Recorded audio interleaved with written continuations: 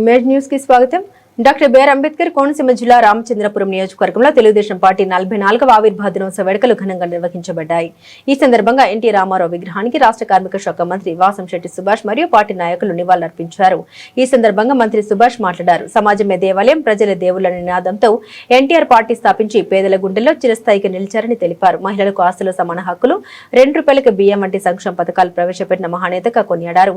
నారా చంద్రబాబు నాయుడు నాయకత్వంలో రాష్ట్రం అభివృద్ధి దిశగా ముందుకు సాగుతుందని, సంక్షేమం అభివృద్ధి సమన్వయంతో పాలన కొనసాగుతుందన్నారు. తెలుగువాడి ఆత్మగౌరవాన్ని నిలబెడుతూ మన పాలన మనమే చేసుకుందాం, ఢిల్లీలో శాసిస్తే ఆంధ్రాలో పాలించే రోజుల్లో కేవలం పార్టీని స్థాపించి 1982లో కేవలం 9 నెలల్లో అధికారంలోకి తీసుకువచ్చిన గనుడు, మహనీయుడు స్వర్గీయ శ్రీ ఎన్టీ రామారావు గారు.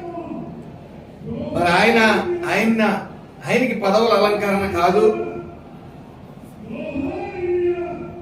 పదవులకే ఆయన అలంకారం. అయితే ఎన్నో సంక్షేమ పథకాలని తీసుకుని వచ్చారు ఆయన. కేజీకి ₹2 బియ్యం కానీ, అందరికీ కూడు బట్ట అని కానీ, ఆస్తిలో సమాన హక్కు ఆడవాళ్ళకి కల్పించడం కానీ, ఇలాంటివి ఎన్నో సంక్షేమ పథకాలు తీసుకురావడమే కాకుండా భారతదేశం అంతా మిగతా రాష్ట్రాలు కూడా మన సంక్షేమ పథకాలను అనుసరించిన వైరం. మొత్తం భారతదేశం అంతా మన ఆంధ్ర వైపు చూసేలాగా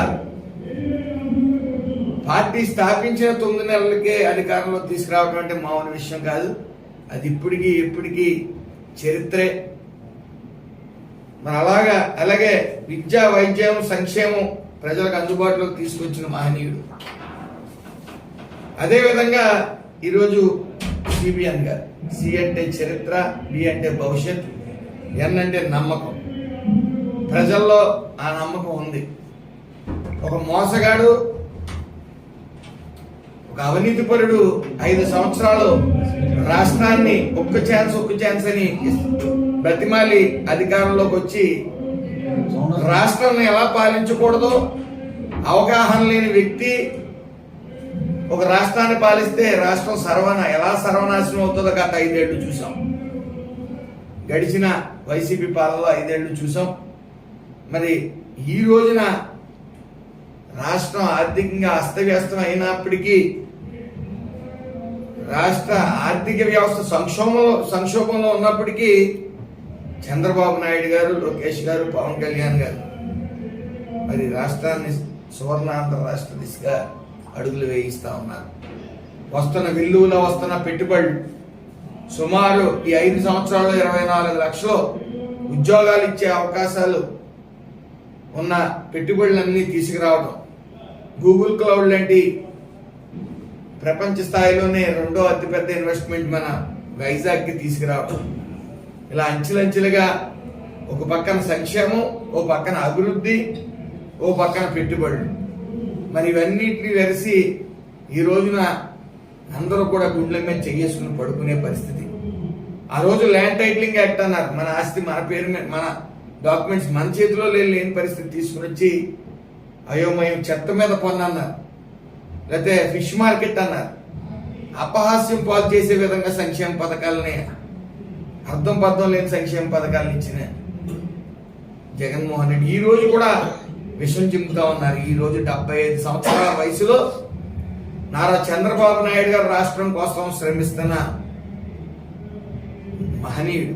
ఆయన నిరంతరం ఉదయం 8 గంటల నుంచి కేవలం 4-5 గంటలు మాత్రమే పడుకుని మరి రాష్ట్రం సువర్ణాంధ్ర రాష్ట్రంగా అవ్వాలి అని చెప్పి మరి ఒక్కొక్కటిగా ఇటు అభివృద్ధి, ఇటు సంక్షేమం, ఇటు పెట్టుబడులు, అటు P4 పేదల జీవితాల్లో వెలుగు నింపడానికి పెట్టిన కార్యక్రమం. ఇవన్నీ వెరిసి అలాగే లోకేష్ గారి గురించి చెప్పాలి.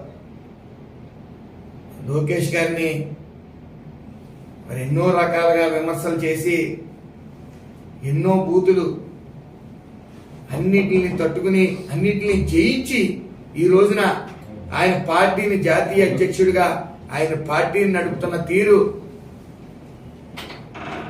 అందరి చేత ప్రశంసలు అందుకుంటా ఉన్నారు. 1 కోటి మంది సభ్యత్వం దాటి ఉన్న పార్టీ ఏదైనా ఉందంటే అది తెలుగుదేశం పార్టీ, అది లోకేష్ గారి వల్ల ఈరోజు 1 కోటి మంది సభ్యత్వాలు దాటిన పరిస్థితి. అలాగే ఎక్కడ కార్యకర్తలు, చిన్న కార్యకర్తల దగ్గర నుంచి, క్లస్టర్స్ దగ్గర నుంచి, అందరినీ నాయకుల దగ్గర నుంచి మరి ట్రైనింగ్ ఇస్తూ పాలన ఎప్పుడు కూడా మమ్మల్ని ప్రజల మధ్య ఉండమంటూ నిత్యం డౌన్ టు ఎర్త్, లోకేష్ గారు డౌన్ టు ఎర్త్ ఉన్న నాయకుడు ఆయన, యువ నాయకులు ఆయన ఎప్పుడు నేల చూపులే చూస్తారు. ఆ నేల చూపులు చూసుకుంటూనే అందరినీ గౌరవించుకుంటూ మరి ఈ రోజు నుండి పెట్టుబడులు రావడంలో కీలక పాత్ర లోకేష్ గారిదని మనం తెలియజేసుకోవచ్చు. ఏదేమన్నప్పటికీ ఇలాంటి గొప్ప నాయకులు స్వర్గీయ ఎన్టీ రామారావు గారు కానీ, అలాగే మన్యశ్రీ గౌరవ ముఖ్యమంత్రి నారా చంద్రబాబు నాయుడు గారు కానీ, లోకేష్ గారు కానీ వాళ్ళ వద్ద పనిచేయడం పూర్వజన్మ సుకృతంగా భావిస్తా ఉన్నాను. ఎందుకంటే 11 సంవత్సరాలు నేను వైసీపీలో పనిచేసిన తర్వాత నాయకుడు ఎలా ఉండకూడదు, నాయకత్వాలు ఎలా ఉండకూడదు అనేది చూసాం. మరి ఇక్కడికి వచ్చిన తర్వాత నాయకుడు ఎలా